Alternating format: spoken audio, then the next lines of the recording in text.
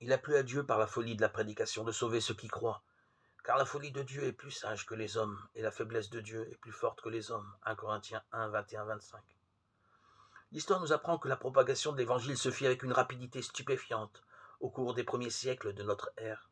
La foi au Seigneur Jésus, le Sauveur du monde, se répandit dans tout le monde antique, et cela en dépit de violentes persécutions. Tertullien, un de ceux qu'on appelle les pères de l'Église, a dit que le sang des martyrs était devenu la semence de l'Église. Un exemple parmi tant d'autres fut celui de Blandine, à Lyon en 177. C'était une jeune esclave particulièrement chétive, elle fut emprisonnée puis torturée, parce qu'elle était chrétienne. Pour être libérée, il lui suffisait de renier son Seigneur. On était sûr qu'elle le ferait tellement elle était fragile. Rien ne lui fut alors épargné, le fouet, la chaise rougie au feu, enfin les bêtes féroces, qui, à la surprise de tous, refusèrent de l'attaquer. On la sortit de l'arène afin de la réserver pour le dernier jour des jeux publics.